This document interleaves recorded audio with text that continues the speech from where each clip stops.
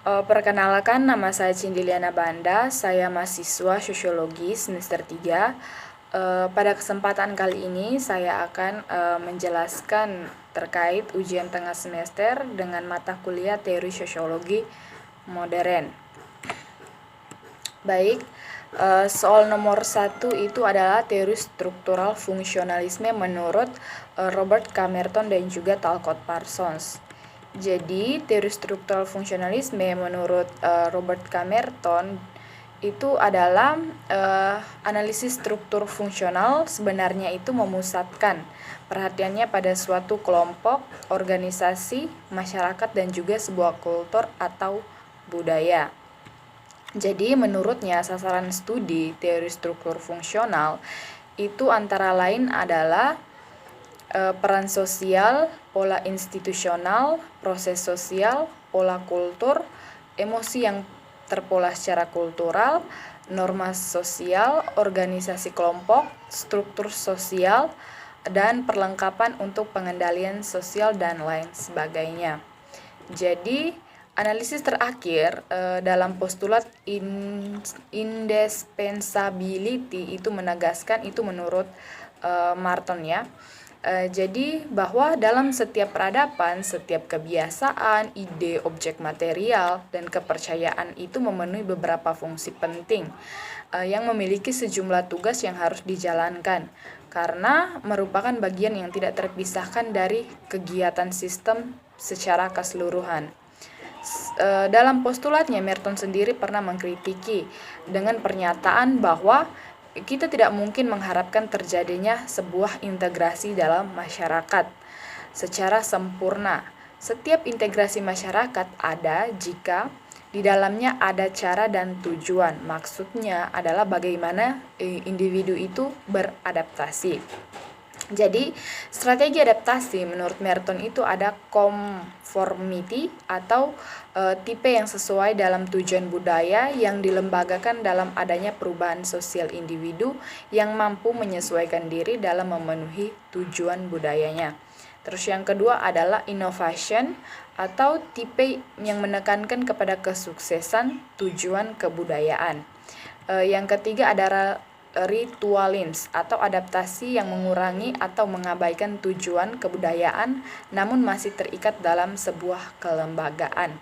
Yang keempat adalah retratism atau adaptasi seseorang yang tidak mencapai tujuan budaya dan telah meninggalkan cara melembaga. Artinya dia kebalikan dari ritualism. Nah, menurut ahli yang kedua itu adalah Talcott Parsons. Jadi, teori fungsionalisme menurut Talcott itu adalah mempunyai latar belakang kelahiran dengan mengasumsikan adanya kesamaan antara kehidupan organisme biologis dan struktur sosial dan berpandangan tentang adanya keturunan dan keseimbangan dalam masyarakat tersebut. Jadi, Talcott Parsons mengembangkan atau membagi dua bagian dalam struktur fungsionalisme, antara lain adalah tindakan sosial dan orientasi subjektif.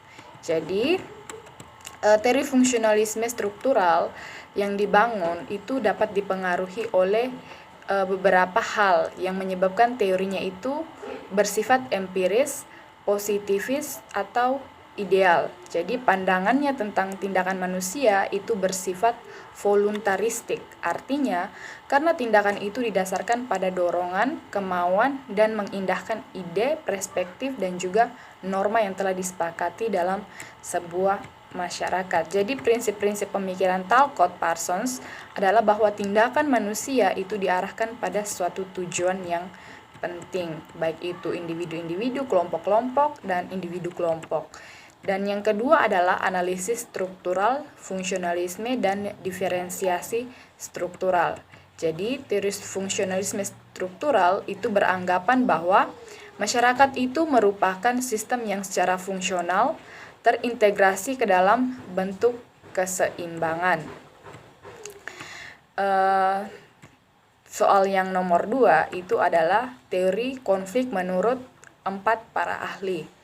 Nah, sebelum kita membahas tentang teori konflik menurut empat para ahli tersebut, kita ketahui dulu apa itu teori konflik. Jadi, teori konflik itu adalah teori yang menghasilkan klasifikasi dalam sebuah masyarakat sebagai akibat dari adanya ketegangan-ketegangan yang menghasilkan perundingan-perundingan yang berbeda-beda dari kondisi yang awal atau kondisi semula. Baik, kita masuk pada empat para ahli. Yang pertama adalah menurut Karl Marx. Jadi, Karl Marx itu mengajukan konsepsi mendasar tentang kelas masyarakat. Ia menunjukkan dalam masyarakat pada abad ke-19 di Eropa, dia membaginya dalam kelas pemilik modal, bourgeois, dan kelas pekerja miskin sebagai kaum buruh atau proletar. Jadi, kedua kelas ini berada dalam suatu struktur sosial yang hierarkis. Kaum bourgeois melakukan eksploitasi terhadap kaum proletar dalam proses produksi. Jadi inti dari teori Karl Marx itu dia lebih menekankan kepada ekonomi. Dalam hal ini adalah bourgeois dan proletar yang melakukan eksploitasi dalam hal proses produksi sehingga dapat menimbulkan konflik, atau kaum bourgeois yang tidak adil pada kaum buruh atau proletar atau pekerja. Nah, menurut ahli yang kedua itu adalah menurut Ralph Dahrendorf. Asumsi Ralph Dahrendorf tentang masyarakat adalah bahwa setiap masyarakat tunduk pada proses perubahan dan pertikaian serta konflik dalam sistem sosial, juga berbagai elemen kemasyarakatan yang memberikan kontribusi bagi disintegrasi dan perubahan. Jadi inti dari teori konflik menurut Ralph Dahrendorf, dia lebih menekankan pada kekuasaan. Menurut ahli yang ketiga itu menurut Lewis Alfred Kosser. Jadi menurutnya konflik tidak harus merusak atau bersifat disfungsional bagi sistem yang bersangkutan, karena konflik juga bisa menimbulkan suatu konsekuensi yang bersifat positif. Jadi yang ditekankan oleh Lewis Alfred Kosser, jadi menurutnya konflik tidak selamanya harus menyebabkan suatu hal yang berdampak begitu. Menurutnya, konflik juga bisa menghasilkan hal-hal yang positif. Semisalnya, saya sedang berkonflik dengan seseorang. Nah, di balik konflik itu pasti ada hal positif yang dapat saya ambil untuk menjadikannya, sudah. Jadi saya bisa berubah dari konflik itu, dari konflik yang pernah saya alami. Artinya, perubahan bisa didapat dari sebuah pengalaman. Ahli yang keempat itu adalah menurut George Simmel. Jadi George Simmel tidak pernah menghasilkan risalah sebesar ahli-ahli lainnya, namun Simmel mempertahankan pendapatnya bahwa sosiologi bekerja menyempurnakan dan mengembangkan bentuk-bentuk atau konsep-konsep sosiologi, di mana isi dunia empiris itu ditempatkan, atau dunia yang berdasarkan pengetahuan yang bisa dibuktikan itu ditempatkan secara baik. Jadi penjelasannya mengenai teori konflik adalah Simmel memandang pertikaian sebagai gejala yang tidak mungkin dihindari dalam suatu masyarakat. Yang kedua adalah untuk melindungi dirinya sendiri dari konflik dalam kelompok yang lebih besar. Konflik itu dialokasikan pada kelompok kecil karena dalam kelompok kecil terdapat solidaritas yang lebih organis yang bisa mentolerir konflik atau mencegah konflik yang lebih besar. Sedangkan yang ketiga adalah konflik dalam kelompok akan menciptakan rasa memiliki kelompok terhadap anggota, sentralisasi terhadap struktur, dan menciptakan suatu persekutuan. Jadi inti dari penjelasan Simmel di sini bahwa dia konflik itu bisa terjadi di kelompok besar, kelompok kecil, dan juga kelompok-kelompok, individu kelompok, dan juga individu-individu. Di situ dia lebih menekankan konflik itu lebih mudah terjadi. Nah, pada soal yang nomor 3 adalah mengenai teori pertukaran.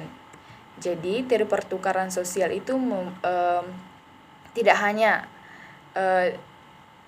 dari akal ilmu ekonomi, psikologi, antropologi. Beragamnya latar belakang disiplin ilmu itu yang mendasari teori pertukaran sosial, sehingga mengakibatkan beragam pula karakteristik yang dimiliki pertukaran. Nah, oleh karena itu, yang mendasari lahirnya sebuah teori pertukaran itu adalah yang pertama ganjaran, biaya, yang ketiga hasil atau laba, tingkat perbandingan. Jadi, itu adalah inti lahirnya sebuah teori pertukaran. Jadi tipe komunikasi dalam teori pertukaran itu adalah komunikasi interpersonal, komunikasi antar pribadi, dan komunikasi organisasi. Jadi pada hal utamanya itu terkait beberapa teori yang menitik beratkan pada proses hubungan antar manusia. Jadi saling berinteraksi, itu lebih ditekankan pada teori pertukaran. Nah, nomor 4 adalah teori dramaturgi menurut Erving Goffman. Jadi, teori dramaturgi merupakan sebuah teori yang menjelaskan bahwa di dalam kegiatan interaksi satu sama lain halnya dengan pertunjukan sebuah drama. Dalam hal ini, manusia merupakan aktor yang menampilkan segala sesuatu untuk mencapai tujuan tertentu melalui drama yang dilakukan. Jadi, menurut Erving Goffman, teori dramaturgi itu sama dengan orang yang saling berinteraksi. Jadi, artinya dalam berinteraksi ini dia sedang memainkan sebuah drama untuk mencapai tujuan yang diinginkan. Itu adalah menurut teori dramaturgi Erving Goffman. Pada soal yang nomor 5 adalah interaksionisme simbolis. Menurut Herbert Blumer. Jadi, teori interaksionisme simbolis adalah teori yang memiliki asumsi bahwa manusia itu membentuk makna melalui proses komunikasi.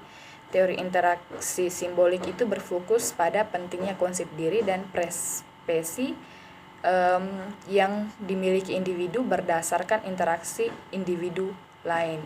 Jadi, menurut Herbert Blumer itu ada tiga asumsi yang mendasari dari teori ini. Yang pertama adalah manusia bertindak berdasarkan makna yang diberikan kepada orang lain kepada mereka. Jadi, yang kedua, makna diciptakan dalam interaksi manusia. Yang ketiga adalah makna dimodifikasi. Yang kedua, makna diciptakan dalam interaksi antar manusia, dan yang ketiga adalah makna dimodifikasi melalui interpretasi. Jadi, inti dari interaksionisme simbolis itu adalah manusia bertindak berdasarkan makna yang diberikan. Jadi kalau ketika kita berinteraksi, status kita atau makna diri kita itu diberikan kepada orang lain. Misalkan ketika kita berinteraksi, jadi berarti dia ini seperti ini, itu menurut orang lain. Jadi seperti itu. Baik, sekian dari saya, terima kasih.